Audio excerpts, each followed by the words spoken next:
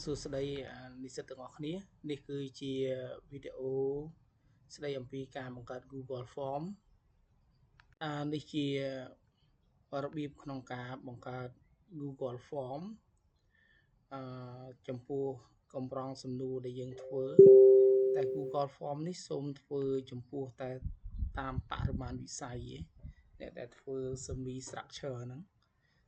ទី1គឺយើងចូលទៅលើពាក្យទៅលើសញ្ញានេះសញ្ញាGoogle App នេះហើយសូមអ្នកទាំងអស់គ្នាជ្រើសរើសយកពាក្យដាក់ថា form សូមអ្នកទាំងអស់គ្នាជ្រើសរើសយកដាក់ពាក្យថា form ក្រោយពីដាក់ថា form ហើយមានចេញផ្ទាំងទៅលើ Google Form ជាច្រើនហើយយើងយក Google Form ថ្មីមួយដោយយើង copy នេះដាក់ចូលមកហើយយើងចូលចុចទៅលើពាក្យថា blank form ហ្នឹងនឹងចេញទម្រង់មួយនេះមកចេញទម្រង់បែបនេះអញ្ចឹងនេះគឺជា platform ទៅលើ form Google Form ហើយខាងនេះយើងអាចដាក់ថាជាកម្រងសំណួរណាអញ្ចឹងយើងអាច copy ពីកន្លែងនេះមកដាក់ថាបញ្ជីកម្រងសំណួរក្នុងការស្ទង់មតិហ្នឹងយើងដាក់កន្លែងនេះមកបញ្ជីកម្រងសំណួរក្នុងការស្ទង់មតិហើយចំពោះ font អ្នកទាំងអស់គ្នាអាចសេរីដូរ font បានដោយខ្លួនឯងណា font សរុបតាមហ្នឹងហើយខ្ញុំចង់ដាក់វាគឺជា bold គឺ select លើវាមកយកបាក់ដាក់ថា bold ចឹងមកអូខេហើយ description នេះអ្នកទាំងអស់គ្នាអាចដាក់សាររបស់អ្នកទាំងអស់គ្នាចូលទាំងអស់នេះចូល description នេះអញ្ចឹងយើងអាចជ្រើសរើសយកផាសវាចូលអញ្ចឹងទៅ description ហ្នឹងជាការដាក់ប្រធានបទរបស់យើងដាក់ឈ្មោះរបស់យើងដែលយើងបំពេញចូលក្នុង file Word ហ្នឹងហើយ copy វាចូលតែម្ដងហើយបន្តមកទៀតនៅក្នុងកម្រងសំណួររបស់យើងមាន2ផ្នែកធំមានផ្នែកទី1ពីព័ត៌មានផ្ទាល់ខ្លួនរបស់អ្នកឆ្លើយផ្នែកទី2និយាយអំពីអត្ថេនីមួយអញ្ចឹងកន្លែងនេះអ្នកទាំងអស់គ្នាអាចដាច់អំពី option នេះមួយមកយើងអាចយក break វាមួយពេលដែលបានបំពេញទៅលើកម្រងសំណួរនឹងអស់ហើយបញ្ជាក់អំពីប្រធានបទរបស់យើងហើយសូមអ្នកទាំងអស់គ្នាចុចទៅលើ title នេះ add title and description នេះហើយផ្នែកទី1របស់យើងគឺតាក់ទងជាមួយនឹងព័ត៌មានផ្ទាល់ខ្លួន copy វាចូលមកអញ្ចឹងអានេះជាព័ត៌មានផ្ទាល់ខ្លួនផ្នែក A ហើយចាប់ផ្ដើមផ្នែក A នេះយើងចាប់ផ្ដើមពេញមកគឺទី1តាក់ទងជាមួយនឹង page អញ្ចឹងយើង select មក page description នេះតាក់ទងជាមួយនឹង page ទៅហើយចំពោះចម្លើយក្នុងការជ្រើសរើសសូមអ្នកទាំងអស់គ្នាយកពាក្យថា multi choice ហ្នឹងហើយដែលសំដៅទៅលើពាក្យគេដាក់ថាលេខ1នេះគេដាក់ថាលេខ1នេះគឺសំដៅទៅលើភេទប្រុសយើង copy ផាសវាចូលមកលេខ2សំដៅទៅលើភេទស្រីអញ្ចឹងយើងដាក់វាចូលដូចគ្នាមកភេទស្រីនេះចេញផ្ទាំងបែបនេះចំណែកអាទី3យើងមិនបាច់ដាក់ចូលទេហើយកន្លែងពាក្យដាក់ require នេះសូមអ្នកទាំងអស់គ្នាបើក require ដែរមានន័យថាសូមឲ្យអ្នកឆ្លើយនឹងចាំបាច់ត្រូវតែគូសចម្លើយថាខ្លួនជាភេទប្រុសឬភេទស្រីទើបអាចឆ្លើយនៅសំណួរបន្ទាប់ទៀតបានហើយបានផ្ទាំងនេះជាចប់សំណួរទី1យើងចាប់ផ្ដើមបង្កើតអំពីសំណួរទី2របស់យើងគឺលោកអ្នកអាយុប៉ុន្មានដើម្បីបង្កើតទៅជាលោកអ្នកអាយុប៉ុន្មានសូមអ្នកទាំងអស់គ្នា select លើវានេះselect លើសញ្ញាលេខបូកនេះយើងដាក់មកតើលោកអ្នកអាយុប៉ុន្មានអញ្ចឹងខ្ញុំជ្រើសរើសយកពាក្យអាយុនេះហើយអាយុនេះគឺខ្ញុំចន្លោះខ្ញុំឲ្យអ្នកឆ្លើយនឹងបំពេញអាយុដោយខ្លួនឯងដោយយើងយកពាក្យថា short answer យើងអត់មានយកពាក្យទៅលើយើងអត់មានយកទៅលើ paragraph ឬ multi choice ទេសូមយក short answer ពីព្រោះមូលហេតុកម្រងសំណួររបស់យើងគឺបើកឲ្យអ្នកឆ្លើយដោយសេរីអញ្ចឹងខ្ញុំឧទាហរណ៍អាកន្លែងហ្នឹងឯចំណែកពាក្យថា require នេះសូមយកបើកសញ្ញាអញ្ចឹងដូចគ្នាដែរអញ្ចឹងយើងចប់សំណួរទី2ដែលទុកអ្នកអាយុប៉ុន្មានខ្ញុំចូលដល់បូកមួយទៀតគឺស្ថានភាពគ្រួសារគឺខ្ញុំ copy កន្លែងនេះមកដាក់ថា merit status នេះស្ថានភាពគ្រួសារវាជា multi choice សម្រាប់ឲ្យយើងជ្រើសរើសបើសិនជាគូសលេខ1យើងគូសនេះមកណាបើសិនជាករណីដាក់លេខ1 option ទី1នេះបើសិនជាគូសលេខ1វាជាថាគាត់នៅ single ចឹងអាកន្លែងនេះយើងមិនបាច់យកលេខក៏ល្អដែរបើយើងមិនបាច់យកលេខទេណា ก็ល្អដែរមិនបាច់យកលេខទេបើសិនជាករណីគាត់ជ្រើសរើសយកលេខ2មានន័យថា merit រៀបការហើយគូសលេខ3ជាមានន័យថាគាត់លេខលះលេខ3យកលេខលះបើសិនជាករណីលេខ4មានន័យថាគាត់ពោះម៉ាយឬក៏មេម៉ាយពោះម៉ាយឬក៏មេម៉ាយអញ្ចឹងនេះជាចម្លើយរបស់យើងជាការស្រេចឧទាហរណ៍ថាសំណួររបស់ខ្ញុំមានតែប៉ុណ្្នឹងហើយចំពោះសំណួរណាអានេះចាំគ្នាយើងបង្កើតខ្លួនយើងបន្ថែមទៀតទៅតែខ្ញុំឧទាហរណ៍តែប៉ុណ្្នឹងទេហើយសឹកតែយើងចូលដល់ផ្នែកទី2 session B បាទអញ្ចឹងផ្នែកទី2សូមអ្នកទាំងអស់គ្នាចុចទៅលើ break នេះអាហ្នឹងផ្នែកទី1យើងបាន section ទី1យើងបានធ្វើរួចអស់ហើយយើងចូលទៅដល់ផ្នែកទី2ឬមួយក៏អត់មានផ្នែកទី2ទេអ្នកទាំងអស់គ្នាចូលទៅដល់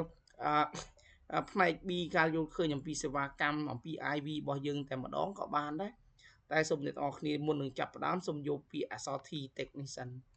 text នេះយើង copy នេះចូលនេះ copy អក្សរ B នេះចូលអញ្ចឹងយើង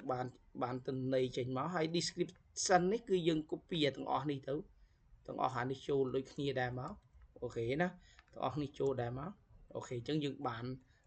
អំពី session B របស់យើងហើយអញ្ចឹងយើងអត់បានកាត់ផ្ដាច់ session អីទេអ្នកឆ្លើយបើកតែមកផ្ទាំងមកចេញមកទាំងអស់តែម្ដងណាហើយបន្ទាប់មកទៀតអ្នកទាំងអស់គ្នាចុចសញ្ញាលេខបូកនេះណាសញ្ញាលេខបូកនេះនឹងចេញសម្រាប់ឲ្យអ្នកទាំងអស់គ្នាជ្រើសរើសអំពីចម្លើយចងក្រងសំណួរខ្លួនឯងអញ្ចឹងសំណួរទី1របស់ខ្ញុំនិយាយអំពីtangible អញ្ចឹងសំណួរទី1របស់ខ្ញុំស្ដីអំពី tangible អញ្ចឹងកន្លែងនេះខ្ញុំដាក់ថា tangible អញ្ចឹងបើសិន tangible នេះមានសម្រាប់ឲ្យគេជ្រើសរើសកន្លែងនេះយើងអត់យក multi choice ទេយើងយកពាក្យថាជា multi choice guide នេះវិញណា multi choice guide នេះវិញ multi choice guide នេះអាកន្លែង row នេះគឺយើង copy អំពីសំណួររបស់យើងចូលអញ្ចឹងសំណួររបស់យើងមាន1ណាអញ្ចឹងហ៎សំណួររបស់យើងមាន2មានទី2អញ្ចឹងអានេះយើង select សំណួររបស់យើងចូលទាំងអស់សំណួរទី3យើង copy វាចូលដូចគ្នាដែរអានេះទី3ហើយទី3ហើយអានេះសំណួរទី4និយាយអំពីការរៀបចំតុបតែងខ្លួនរបស់បុគ្គលិកអញ្ចឹងយកពីចូលហើយគ្នាយើងខ្ញុំបានបង្កើតឲ្យជំរុញឲ្យអ្នកទាំងអស់គ្នាបង្កើតអំពី Likert scale នេះឲ្យមាន5សំណួរអញ្ចឹងយើងដាក់តែ5បានណាកន្លែងនេះមកថាមានតែ5ទេអញ្ចឹងខ្ញុំសុំយកតែ5ទេហើយផាសវាចូលនេះអញ្ចឹងណាអញ្ចឹងយើងមាន5សំណួរបែបនេះប៉ុន្តែសម្រាប់ឲ្យគេជ្រើសរើសសំណួរមួយមានលេខ1លេខ2លេខ3លេខ4លេខ5ជា Likert scale ហ្នឹងអញ្ចឹងកន្លងលេខ1យើងដាក់តាំងឲ្យលេខ1ទៅអានេះតាំងឲ្យលេខ2ទៅអានេះតាំងឲ្យលេខ3ទៅអានេះតាំងឲ្យលេខ4ទៅអានេះតាំងឲ្យលេខ5ទៅអញ្ចឹងដោយសារតែយើងមានចម្លើយដល់5ដែលលេខ1តំណាងឲ្យ strongly disagree មានលេខ2 disagree លេខ3 natural លេខ4 agree លេខ5 strong agree អញ្ចឹងយើងបានចម្លើយបែបនេះមួយរួចជាស្រេចបន្ទាប់មកទៀតអ្នកទាំងអស់គ្នាចុចសញ្ញាលេខបូកមួយទៀតមកយើងចូលជាស្រ័យណាលេខបូកខាងនេះលេខបូកមួយទៀតមកយើងចូលដល់អថេទី2របស់យើងហើយចូលដល់អថេទី2អថេទី2របស់យើងខ្ញុំឧទាហរណ៍តែ2អថេនេះ2អថេ reliability អញ្ចឹងអថេទី2នេះខ្ញុំ copy អានេះមួយចូលក្នុងការសិក្សាលេខ2អញ្ចឹងអថេអំពីសំណួរទៅលើអថេទី2ហ្នឹងហើយលេខ3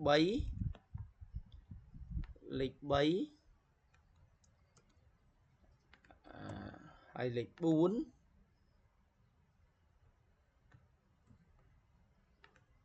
នេះជាលេខ4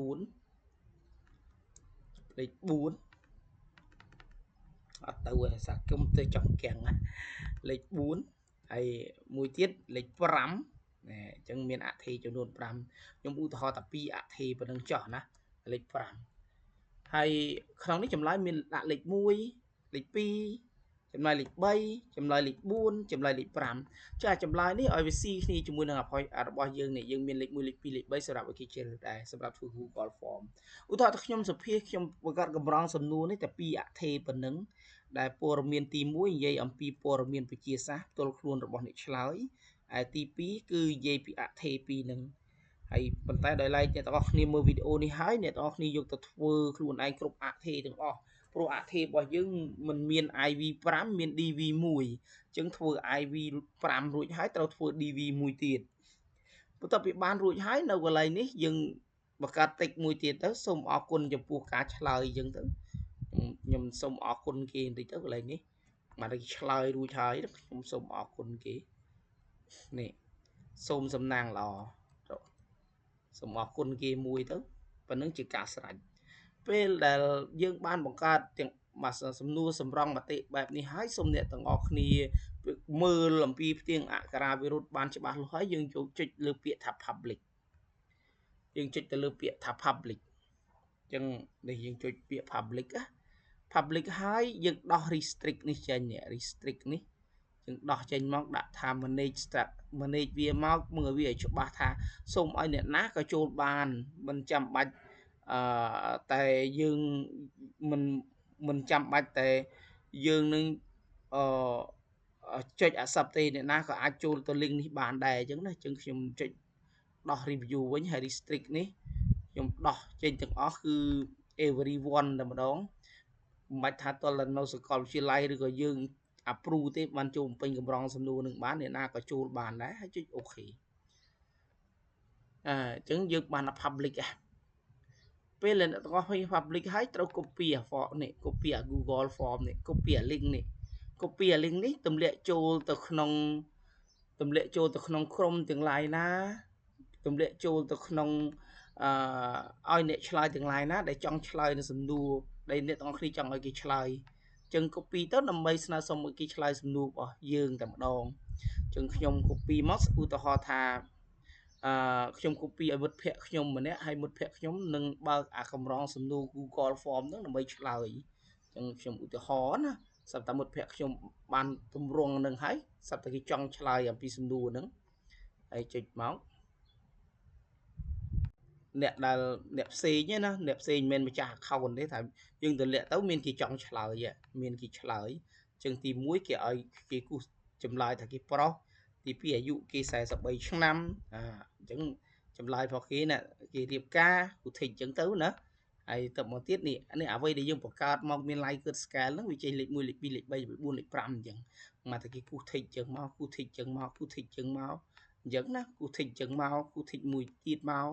អូខេហើយស្រាប់តែមានមួយទៀតមកថាអ្នកឆ្លើយគេមើលសំណួររួចហើយគេចេះតែគូសឲ្យយើងទៅហើយចុច submit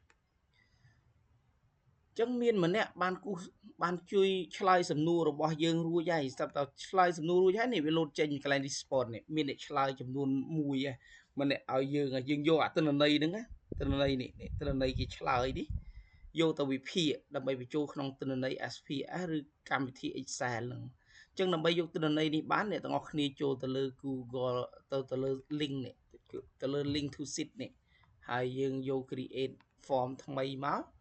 វានឹង load ចេញមកក្នុង Google Sheet ដែរនេះចេញបានអ្នកឆ្លើយមួយបានចម្លើយរបស់គេមួយណាហើយយកអត្ថន័យនេះយើងអាច save វាទៅជា Excel ទៅមកខ្ញុំនេះទៅខ្ញុំចាប់ផ្ដើម download វាមកទៅជា Excel មួយទៅហើយខ្ញុំបើក file Excel នឹងតែម្ដងនឹងវីដេអូរបស់ខ្ញុំមានតែប៉ុណ្្នឹងហើយរបៀបវិភាគផ្សេងយើងនឹងសិក្សាក្នុងថ្នាក់បាទសូមអរគុណច្រើន